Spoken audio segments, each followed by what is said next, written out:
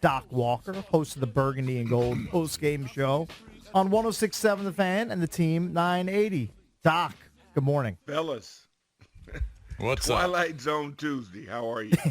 Hey, we've been talking about this the last couple of days. Mm-hmm. Now, all of a sudden, we look at the roster, we don't see that much talent. What do you see? Well, part of the talent, you get accelerated or decelerated by emotion. These guys are human, and they realize it's not working. And you're right. It's like we're flatlining now. And this is where you got to have that captain, that person on the staff, whomever, that doesn't allow you to let go of the rope. And when guys start giving up on you, then they've given up on the program. So I'm trying to find, how do I motivate myself now? I mean, we've got like hazmat work now. And this thing is like, we have 4 more games. It's like an eternity, and you just feel like you have got to find a way to jumpstart yourself. And it's no different than what happened to Florida State. People get disappointed. People forget that the Miami Dolphins, the only team to ever go undefeated, did it with Earl Morrall when Greasy got hurt. So the notion that your team's eliminated because of controversy just goes against everything, every principle that we've ever had as kids playing sports. So, Doc, what we know is dollar bill. Doc, it's bad when Jonathan Allen, who joins us weekly, he was on yesterday, and EB asked him, do you consider, getting traded away from the team, playing for another squad, a place where you actually have a chance to win? And look, Jonathan Allen's a team leader. We all know that. He's been here for 7 years. He's sick of the losing. He was pretty forthright and said, I would consider it. Like, of course he would. It's not surprising. And like you said, there's 4 games left. You still have to get through another month of football in the end of a regime. And it's just ugly when your team leaders are talking about potential new situations with a month left in the season. And then you see Jake Browning last night. Again, a guy hadn't played a lot. The Bengals, his guys down. We're seeing stories where people overcome adversity. They have a good, now you can't do it alone, but the scheme, everything's got to collaborate together. And I'm still at a loss because I don't understand how you go through this period and not be aggressive. It's like we're passive. So we're saying we're going to get rid of people. To me, the moment you think it, then part of me goes, execute it. Then the other said, well, then what? And apparently they don't want to deal with that. So it's a lull. I'm absolutely confused over the strategy. And as a player, but you get paid. So we don't have to beg them to perform. Now I'm looking for competitors. I thought, what would you guys ask me this morning? What would I be looking for now? Who doesn't quit? Because if you quit on me, I'd quit on you. Because I can dump the whole roster because it's a last place operation. So I'm going scorched earth if the guys don't prove to me that they're competitors. Right. Well, to that point, Doc, and this is something we've been kicking around the last few days, who do you build around? Let's just take the quarterback out of the equation. It's so controversial. I like Hal. I'd be perfectly excited if they would decided to build around him. But if they had opportunity to draft Caleb Williams, I'd be excited about that too. So let's just take that out of the equation. Who on this football team, it used to be the D-line. You're like, oh, yeah, we're going to build around that. That's the anchor of our defense or whatever. They're going to be, but that hasn't really developed. I don't know where. I love Terry, but he's not Tyreek Hill, A.J. Brown. He's not, you know what I mean? He's not that level. I don't know who we build around. Well, it's easy. Who do you win with? I don't know. Nobody. No. There's your answer. So, this is wide open. In other words, I'm going in expansion mode if I have to, and these guys are going to prove to me now if they're competitive. Clearly, you need more competitive people on your team. Mm-hmm.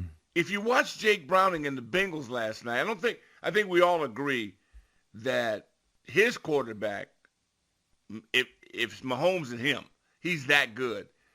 They lose a guy of that talent. And this kid who was a beast in high school and college, but hadn't really played, stayed in the book. All the stories you hear about him, we need those kind of people. I mean, I like what Howell has done, but he's competing. Everybody's competing. Mm-hmm. Why would I anoint anybody anything? Mm-hmm. That's our problem.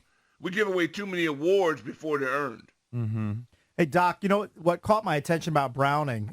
You talk about him being, in the book and studying, is that they mentioned on the broadcast that he's going into his pocket, spending a lot of money like on training and, trying to get better and staying in the game. But that's usually something you hear about from the top of the top players. Like Kirk Cousins has a hyperbaric chamber and spends $1 million a year on his body, but he's got that money to do it. Like Jake Browning doesn't have $20 million in the bank or $30 million in the bank. So that does show that dude is dedicated and he's trying to stick around in the league as best he can.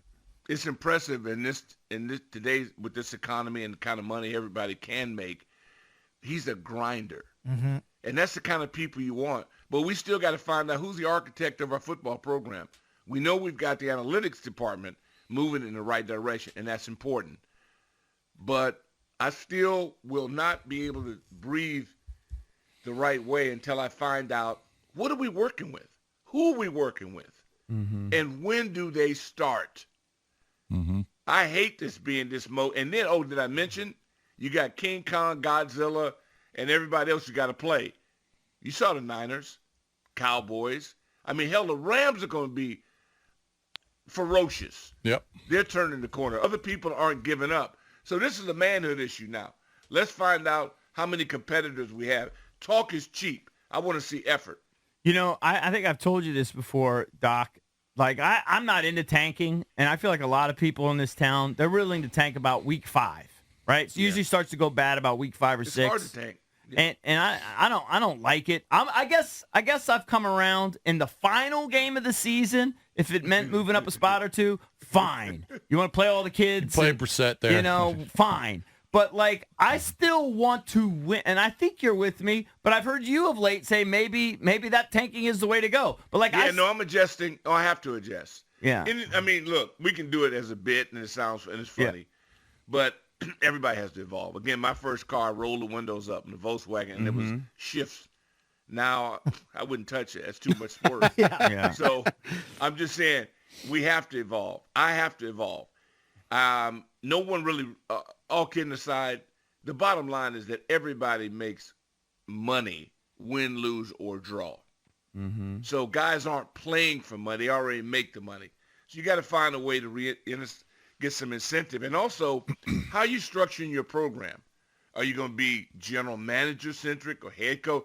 I just want to know the game plan. I'm eager to figure out how are we not going to F up 2024. Yeah, but my question is, do you want to win still? Because I know how passionate you are. No, I'll give it up. If I have to lose every game right now, again, I also do not believe that humiliating myself for an entire month, humiliating my fan base for an entire month to go one step up. Hell, I'll take a play in the 5th round. The guy can be the best player on your team. Right. Then you get hung up in this round thing. But when it comes to quarterback, there is a difference. Well, that's what I was going to say. Yeah, there is a difference. If you're a Sam Howell guy, right, and you want him to be the guy next year. Oh, he's going to compete. He ain't right. a guy. Okay. He's going to compete. All right, but I'm saying, like, if Rick Walker is a Sam Howell guy, then it's hard to say, all right, I want to tank because you still want Sam Howell to play well. Well, no, Sam Howell's going to compete to be on my team. I'm not holding any slots for anybody on the last place team. Okay. Everything's going to be open the way it ought to be. You've got to earn the right to start. What am I doing reserving a spot for a guy I can't win with? No. I'm trying to get guys to make my team. That's our problem. We give it away. Oh, he's a first. I don't care what round he's drafted in. I just need people that know how to compete and don't do dumb things over and over and over at every position. Does somebody have to tell you that Tyreek Hill is on the other side of the field? Did they get shocked? Were they surprised? Well, he was. They should know that. He was surprised when he saw the Commanders lining up in man coverage. I knew it. He was surprised. My understanding is that when I heard people watch the film that it wasn't man. That it was like some sort of modified zone. It looked like man to me. Well, if it was zone, then whoever the safety was really slow to get there. Two choices. Well, we oversimplified things so we could play fast. Yeah. Well, that was fast, all right. Yeah. Well, if you watched his part. If you watched one of the bombs, Achane was wide open for what would have been a touchdown on the other side. Yeah. Yeah. It's And then again, wait, it's not going to end. Now you're on Hard Knocks. This. Oh yeah. If it was painful to you Sunday, brace yourself. yeah. Now the rest of the country gets to see you from another side of you. Tonight. Yeah. Doc, what do you think the future holds for Ron Rivera? We know he's going to get fired at the end of the season. Do you think he resurfaces as a college coach? Does he still try to stay on in the NFL in some capacity? I don't No, think anybody done. would hire him as a head coach after No way. after what's He's- happened here in Washington. He's done. He's a shot fighter. What do you He's think done. happens with Ron? They can do whatever he wants to do. I mean, Yeah. this industry recycles guys all the time. If you're a nice person, which he is, and you don't intimidate people, yeah, I mean, college, whatever. Dude, this is not unusual. This is normal. Most people don't win. Most teams don't win. Right. Winning's the hard part. Usual part not to have gone on this long is a head scratcher, but hey, look who hired him. Look who hired all of them. And he's still here. And we got a new group in, and he's still here. You know, it's interesting that you say that most people don't win, and I think you're right. And I even think, now I have a very jaded, cynical view because of all the losing here. I feel like it's like you said, it's so hard to win that the stars have to align. We have great coaches that have been here, failed. Yeah. You know, coaches that have won. No coaches ever, I believe this is still true, right? No coaches ever won a Super Bowl in two different places. They've been to Super Bowls with two different, but nobody's ever actually pulled it off because the stars have to align. I don't think anybody has the magic formula. It's just you got to have all the right pieces, and there's a lot of good fortune that comes into that. Yeah, that's why the sport is so popular. Look at Green Bay going against the Chiefs. It's a perfect example of what's possible. Jordan Love was beat up. People all over him. They're all over their coach. They didn't have this. They didn't have that. Hey, man, it's a band of brothers. They get it together and start making plays. It's a belief system. And then you watch us, and it's like flatline. We don't even look like other people, when you're watching a good game. Yeah. I mean, I was just so happy to see a good game. Hell, I wasn't even angry when Dallas beat Seattle. I was just thrilled to see a competitive game go 4 quarters. Well, I was happy. I'll say this. I know we got to break. I was happy to see Philly get smoked. Even though I like Jalen, he's a nice kid. It did give me it made my suffering a little less. Right. I will say that. It helped you. Yeah. When I saw the field goal kicker come out, not once, but twice, in the red zone, you have no chance to beat the Niners. Yeah. Correct. You don't score points. Yep. Yeah. If they're healthy, you're in trouble. Yeah. All right, Doc, we got to run. We always enjoy it. All right, brothers. Doc Walker, host of the Burgundy and Gold Keep post-game balling. show All right, on thank you, buddy. 106.7 The Fan.